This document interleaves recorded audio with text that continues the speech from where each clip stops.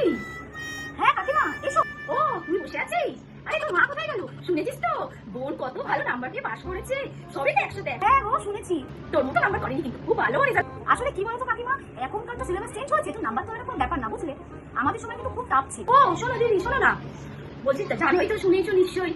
হ্যাঁ আমার মেয়ে তো খুব ভালো নাম্বার পেয়েছে উচ্চ মাধ্যমিকে, সবই গেলে 100 তে 100। হ্যাঁ গো আমি শুনলাম, আমি খুব খুশি। কালকে আমাদের বাড়িতে একটা খাওয়া দাওয়ার আয়োজন করেছি বুঝেছো, আজকে করিনি বুঝলে, আজকে করতে পারতাম কিন্তু ওই ইন্টারভিউ নিতে আসে না লোকজন, ওর জন্য আজকের দিনটা ছিল। কালকে কিন্তু তোমাদের সবার নিমন্ত্রণ রইলো। হ্যাঁ এখন আমরা সবাই মিলে যাবো। আমাদের কপাল কই বলো, আমরা তো আর এমন ছেলে মেয়ে মানুষ হতে পারিনি। তুই পেয়েছ আর্টস নিয়ে পড়ে কি হবে বলো, কিন্তু তোমার মেয়েটাকেই দেখো।